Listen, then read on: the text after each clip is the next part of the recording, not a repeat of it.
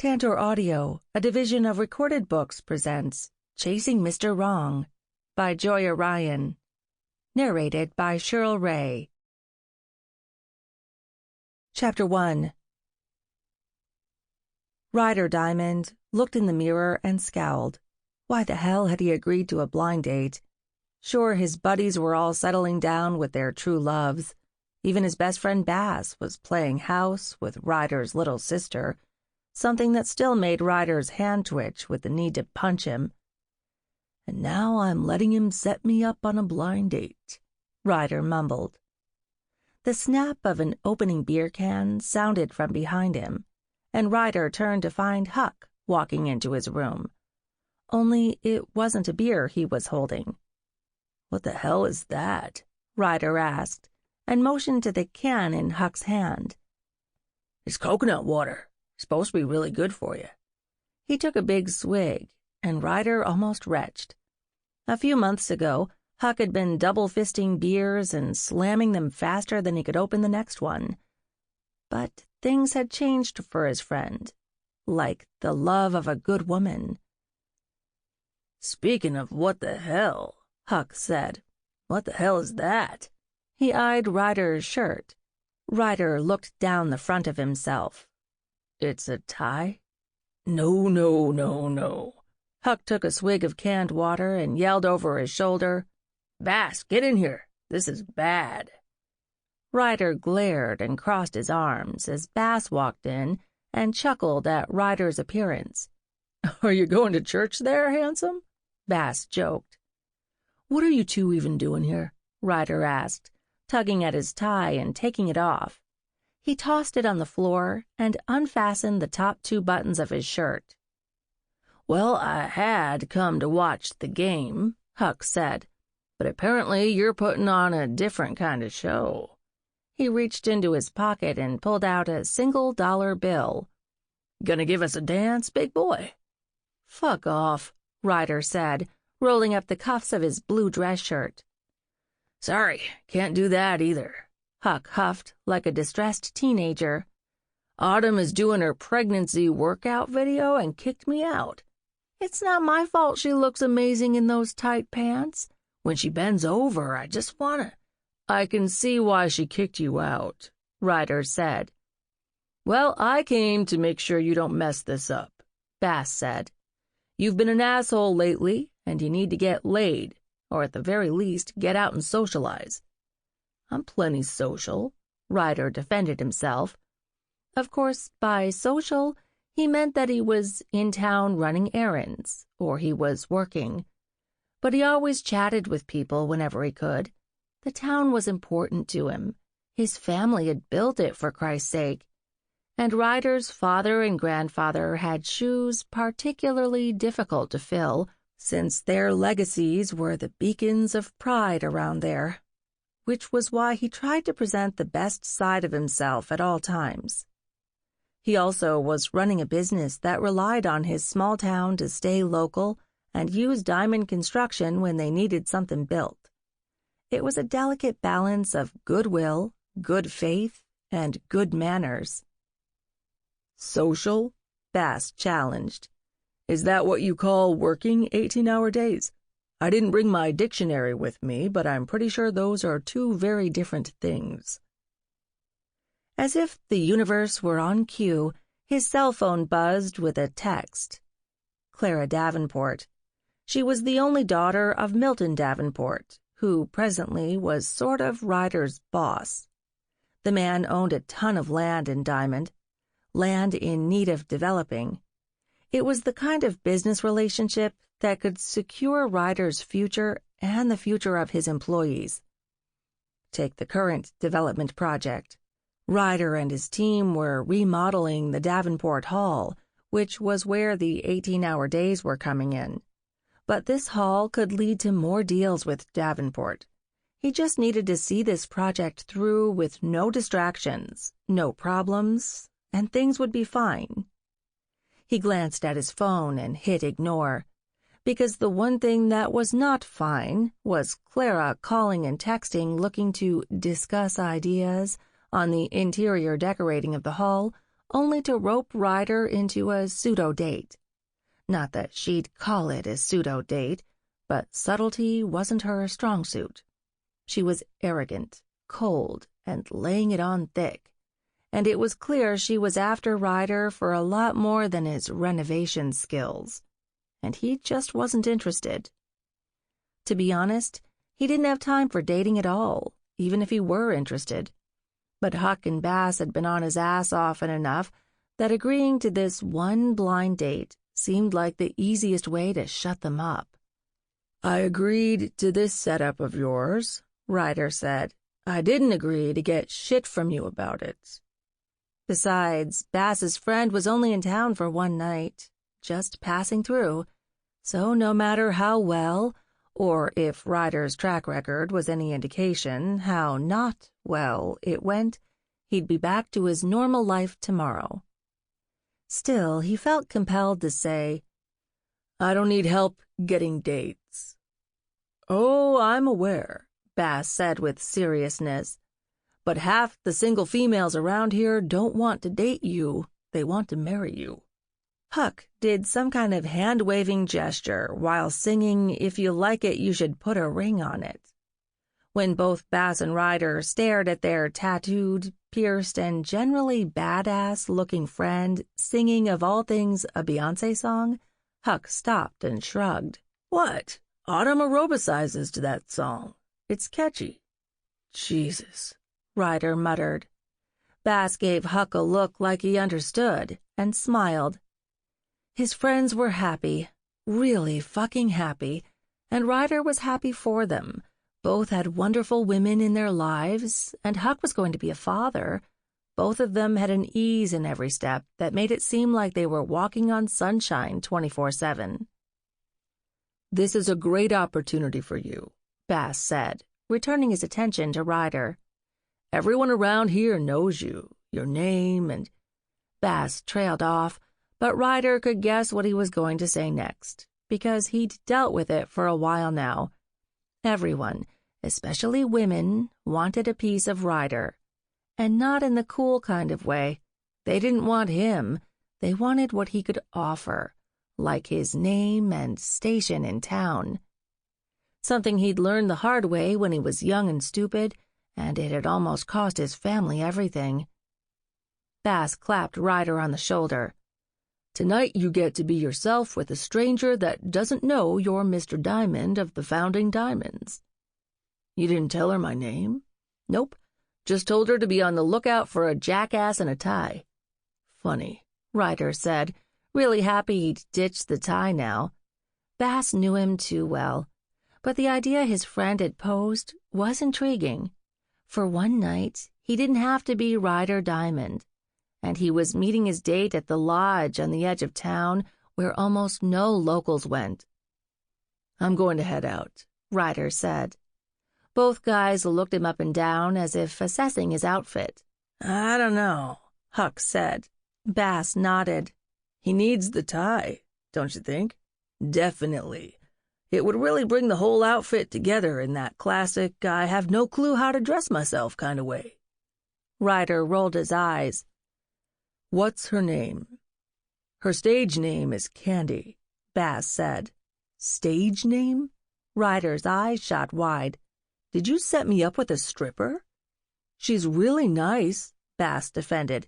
"A bit quirky, but a fun girl." "You're going to marry my sister, and you know a stripper?" Ryder took a step toward his friend, that itch in his hand doubling. "Easy there," Bass said. "I represented her when I worked on a case in Wichita a couple of years ago." Okay, that was better, but apparently Bass felt the need to elaborate. "Besides, Penny is way sexier than any stripper, and her lap dances are—" "My ears are bleeding," Ryder snapped. He didn't need to hear that shit. What had Bass been thinking, not telling Ryder these kinds of details about his blind date? He hadn't even given her actual name. Was Ryder really supposed to call her by her stage name all evening? He couldn't. Actually, he shouldn't go at all. This was just a bad idea, and bad ideas were what Ryder spent most of his time fighting. He might be responsible, but he had to work at it, because deep down, Ryder loved a challenge. He also loved his prized control and calm. He had impulses for the wild and crazy as much as the next man, but that was a constant internal battle he fought daily. Logic always won out. It had to. Huck seemed to recognize the reservation on his face because he piped up with, "You better get going, golden boy. Running late is against your good manners policy." Huck might be giving him a hard time, but he was still right. Ryder hated being late. So yeah, he hustled. "Remember, this is a casual date," Bass said. "Be yourself." One night to be himself did sound good. But Ryder wasn't as hopeful as his buddy that this wouldn't turn into some kind of disaster.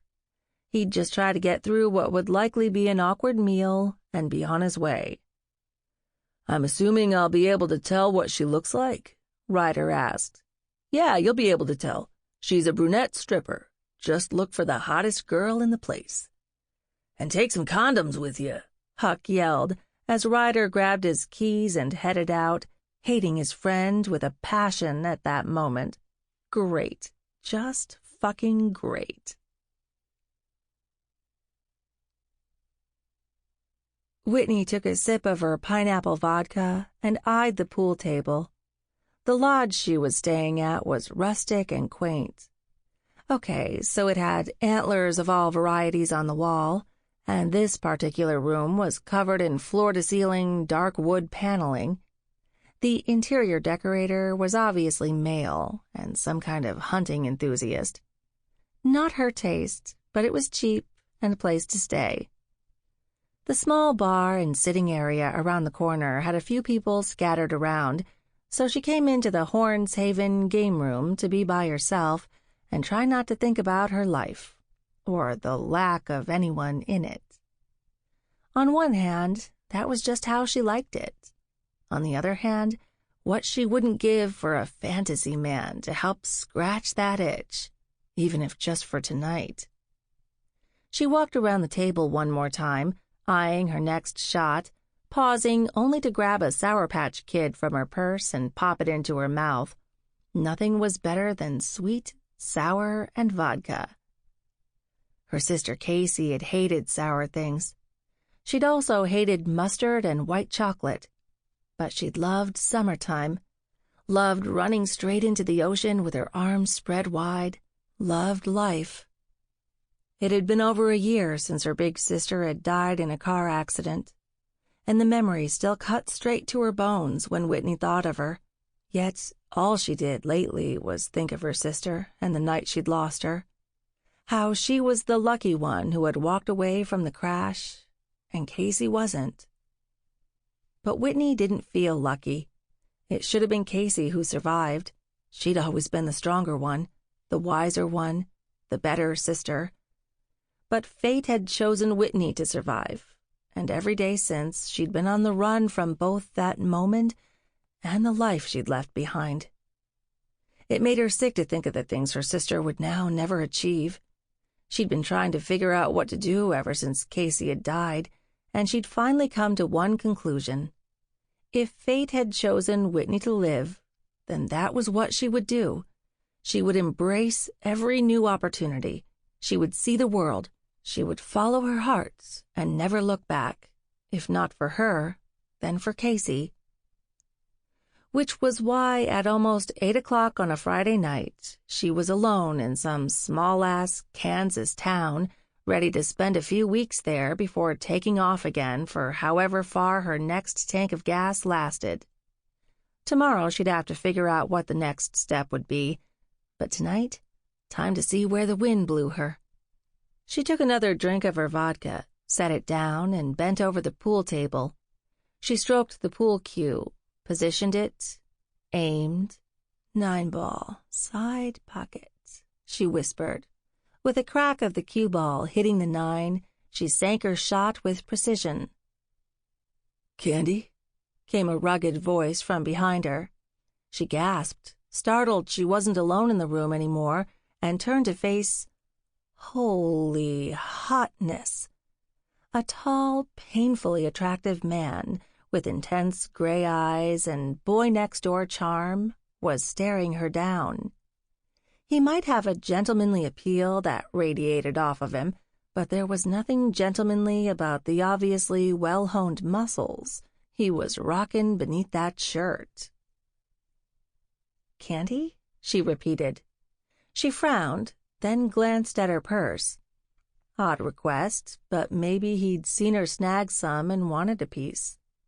She walked to her bag, trying to hide her smile. She'd happily give him a piece, any time, because the guy was seriously sexy. She reached in and grabbed a Sour Patch Kid and walked it to the hottie. He took the piece, looked at it, then at her. "Cute," he said. "Really cute." He popped it in his mouth. "I'm Ryder." He reached out his hand to shake hers. Yep, gentleman. But she took it, and his grip instantly engulfed her smaller hand. His palm was thick with healed calluses. Must be a hard worker. What would those big hands feel like running up her bare back? She just stood mute, struck by those hot gray eyes, while her mind churned out a wicked fantasy involving tall, tan, and sexy over there and the pool table behind her. A grin tugged at his perfect lips, as if he could read her thoughts. She blushed and pulled her hand away. "Nice to meet you," he said. She just nodded, because he was the first nice thing to come walking into her world in a long time. It wasn't until his gaze had fastened on her that she realized how rarely she interacted with people for any amount of time. Sure, she got out and lived it up when she could, but she never made friends because she was always moving. Yet people fascinated her. Being a sociology major, she'd always enjoyed observing individuals and their interactions within their societal norms, what passed for prim and proper versus wild and wanton, depending on the city. Nothing about this man struck her as prim and proper, though. The way he looked at her made her shiver, and she wanted to stand there and bask in the moment for a second. He looked so damn put together that it made her examine herself quickly. She was in her favorite cutoff shorts and tank top that read "Put some South in your mouth," something it seemed Ryder couldn't help but notice. Good. She'd gotten the shirt for its sass as much as for how it outlined the girls, and got the attention of whatever man she put in her sights. Because she was looking right back at him, wishing she had the power to melt cotton with her eyes. While she wasn't sure on most things, she was certain that the man before her had an impressive physique, and she wanted to see more of it. So, he glanced at the pool table before returning that smoldering gaze to her. He looked at her in a way that made her chest hitch and her breasts tingle. "Care for a partner?" His eyes stayed on her, and she was ready to take him up on that offer in more ways than one. "Yes, please," she said. Her night was suddenly looking up. Chapter 2. "So you're from around here?" the sexy brunette asked as she eyed her shot and bent over the pool table again. Jesus Christ, Ryder needed to get a grip. He couldn't stare all night at her perfect ass and those insanely short shorts. Her shirt was tied up and gave flashes of her tight stomach, and Ryder had to take a deep breath. Maybe Bass was right. It had been too long since he'd gotten laid. "It's not a hard question, big guy," she said, snapping his thoughts out of the gutter and back to reality. Where were his manners? "I'm sorry, sweetness. Run that by me again." He stood straighter, gripping his pool cue, as her big chocolate eyes flashed up at him with a smile. "I asked if you were from around here." She hit the 5 in the side pocket and straightened. Was he from around there? Technically, the lodge was in Diamond County, but it wasn't zoned in the town of Diamond. He'd have to hold on to that technicality. If he so much as gave his last name, the connection would be made and the questions would start. Was he rich? Was he married? On and on. For now, he wanted to take advantage of what Bass had said. This woman was passing through for just one night, and for one night he didn't have to be Ryder Diamond of the founding diamonds. "Not exactly," he finally answered. It was the truth, basically. She nodded and looked at him. Those roaming eyes gave off what he knew was a look of interest, and damn, it was a mighty fine look. "You're a little mysterious, cowboy," she said, her East Coast accent kicking up just a hair. "Not a cowboy." He drawled the last word and dropped the vowel just enough to gauge her reaction. Judging by the quick intake of air and those high, perfect breasts pressing tight against that shirt, he'd guess she was toiling with the idea of what getting down and dirty with a country boy was like. And he'd happily show her. "You want to tell me where you're from?" She glanced away.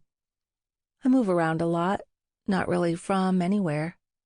Huh, so she was playing the part of a mystery as much as he was. She bent over the pool table again, even though it was his turn. He happily let her have the shot. "How about this?" he said, and came to stand by her. "Why don't we skip all the personal questions? You just tell me about yourself, however much or little you'd like." She cocked an eyebrow. "The more mysterious, the better?" He smiled. "You got it." With her pool cue perfectly aligned, she winked at him, and then, without taking her eyes off him, she nailed the shot and sank the 3-ball. She was better than good, and that had him instantly hard. She was young, hot, and stirred his blood in a way it hadn't been in a while, maybe ever, because with her lush mouth and hypnotic eyes, it was hard keeping his manners at the forefront, especially when she represented everything easy, fun, and wild. And good Lord, he would make sure tonight fulfilled every fantasy he'd denied himself, just like a diabetic sampling chocolate frosting, only once Ryder had a taste, he'd consume the whole damn cake. "She's bad for you." The quiet voice whispered that familiar warning. She was a temptation that he should be struggling to resist, yet every beat of his pulse told him that she'd be worth the sin. A night of lust to scratch this damn itch, then he could go back to his normal life tomorrow. He'd been burned by a woman before, a woman like the one in front of him, sexy, wild, and looking for fun, not for serious. And Ryder was a serious guy. Had to be. The second he wasn't, he lost control and paid the consequences dearly. Don't get sucked in. Resist. "I like personal details," she said, "but not the boring kind. I don't want to know where you're from or what you do." Ryder nodded. He could get on board with that. "Details, so long as they're not boring. And how do we go about that?"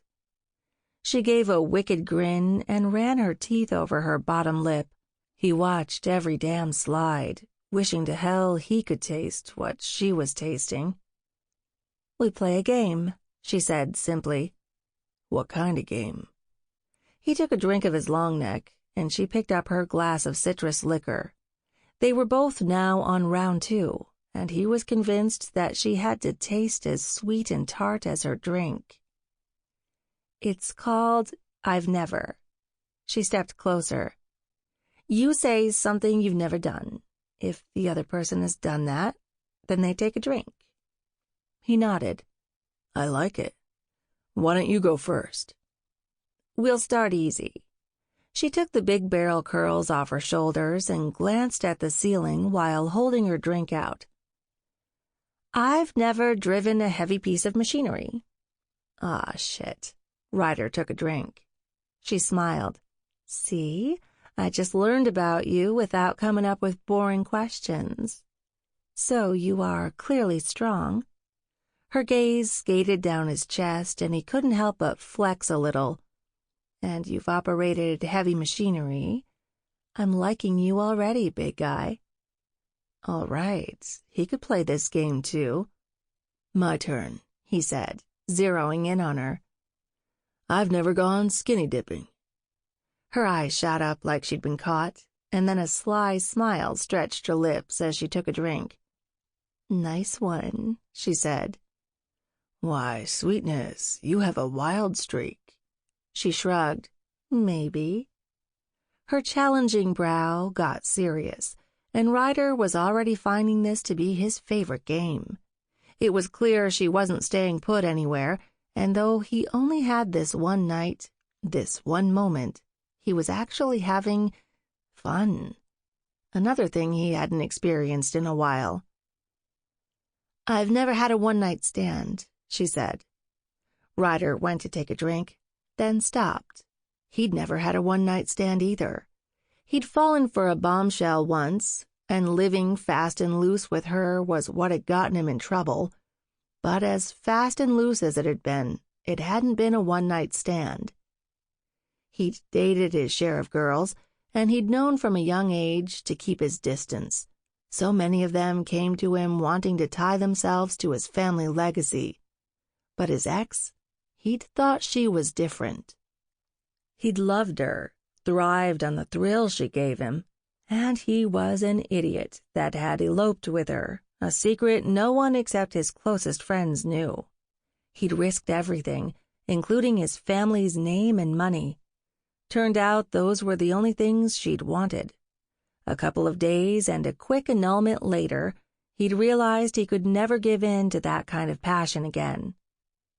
He'd been young and stupid, and ever since he'd stayed away from women that got his pulse working and tempted him to let his instincts run wild and give in to the primal lust that boiled constantly beneath the surface. He was responsible now, had been for years. He dated women, walked them to the door, and after 3 or 4 dinners he got invited in and knew that was the time to cut things off and move on. And so went the routine: courting, manners, polite boundaries, amicable endings. Whoa, she smiled. A hot guy like you has never hit it and quit it? She took a sip of her drink. So that tells me you're either celibate or a romantic, she teased. He was ready to show her how wrong she was, because there was nothing romantic or celibate about what he was envisioning with her. It was hot, sweaty, rough, and involved the sexy brunette bent over the nearest flat surface. You think I'm hot, huh? He tossed her a wink, and her cheeks took on a pretty pink color. She was trying to rile him, but his control was unshakable, except for the fact that this sassy woman was shaking it, and he was ready to shake back. Are you a flowers and chocolates kind of man, too? So she was trying to get back to her original line of questioning.